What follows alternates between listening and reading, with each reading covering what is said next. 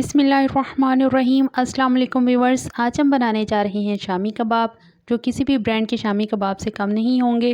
Channel पर नए हैं तो प्लीज़ इसे सब्सक्राइब कर दें और साथ वाले बेल आइकन को भी ज़रूर प्रेस कर दें ताकि मेरी हर वीडियो का नोटिफिकेशन आप तक सबसे पहले पहुंच सके। तो चलें बिना टाइम ज़ाया किए अपनी रेसिपी को शुरू करते हैं।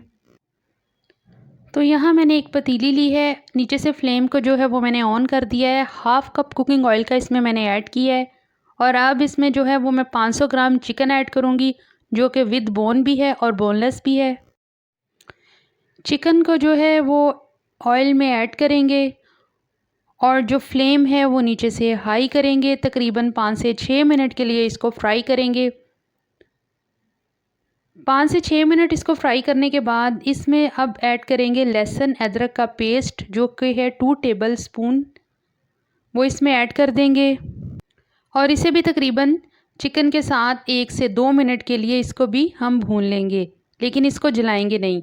अब इसमें कुछ स्पाइसेस ऐड करेंगे, जिसमें है लाल मिर्च पाउडर 2 टेबल स्पून, नमक 2 टेबल स्पून या हस्बे ज़रूरत, हल्दी पाउडर 1 टीस्पून, कुटी हुई लाल मिर्च 1 टेबल स्पून, कड़ी पत्ता 4 से 5 अदद, कुटा हुआ सूखा धनिया 2 टेबल स्पून और इसके बाद है सूखा धनिया पाउडर 1 टेबल स्पून, कसूरी मेथी 1 टीस्पून।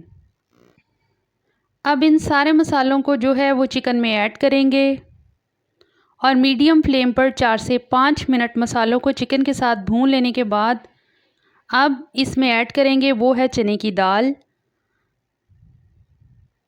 तो यहाँ मैंने जो है वो आधा किलो चने की दाल ली है और इसे तकरीबन 4 घंटे पहले अच्छी तरह से धो के भिगो दिया था और अब इसको चिकन में शामिल करेंगे। दाल को जो है वो चिकन में ऐड कर दिया और इसे तकरीबन हाई फ्लेम पे 1 मिनट तक के लिए भूनेंगे चिकन के साथ और इसके बाद इसमें पानी शामिल करेंगे। मैंने 1 लीटर इसमें पानी शामिल किया है। दाल और चिकन को अच्छी तरह से मिक्स करेंगे, फ्लेम को नीचे से हाई करेंगे, ऊपर से जो है वो कवर कर देंगे और उबाला आने के बाद जो है फ्लेम को लो कर देंगे और दाल और चिकन को गलने तक के लिए इसको पकाएंगे। अब यहाँ मैंने कुछ साबित गरम मसाले लिए हैं, जिसमें है जलवतरी छोटा टुकड़ा, बादियान 1 फूल, जायफल 1 छोटा टुकड़ा, काली मिर्च साबुत 1 टीस्पून, लौंग हाफ़ टी स्पून, बड़ी इलायची 1 अदद, दालचीनी का 1 छोटा सा टुकड़ा, सब्ज़ इलायची 2 अदद और ज़ीरा 1 टीस्पून। अब इन मसालों को हल्का सा रोस्ट करेंगे फ्राई पैन में डाल के। फ्लेम को नीचे से तकरीबन मीडियम रखेंगे और इसके बाद इसको बारीक पीस लेंगे।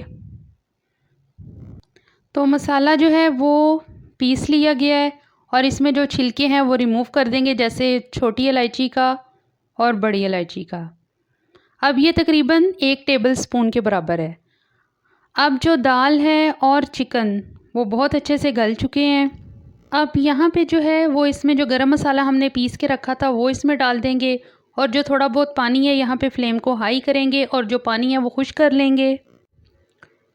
अब जो पानी है वो खुश्क हो चुका है।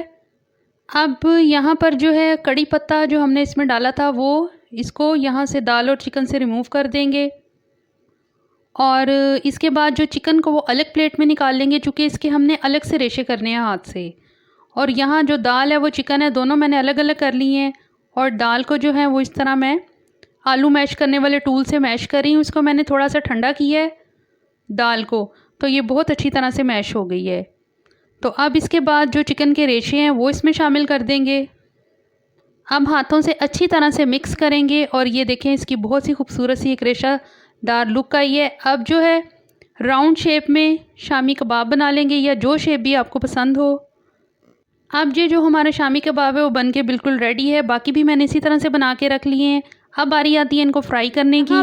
यहाँ आप पहले से प्री हीट तवे के ऊपर मैंने 4 से 5 टेबल स्पून कुकिंग ऑयल के डाले हैं और शामी कबाब जो है वो अंडे में डिप करके मैंने इसमें फ्राई कर लिए हैं। एक साइड से हो गए थे तो मैंने साइड चेंज कर दी है और इनको मीडियम फ्लेम पे हम फ्राई करेंगे। तो सारे शामी कबाब मैंने यहाँ फ्राई कर लिए हैं और इन्हें मैंने डिश आउट कर लिया है।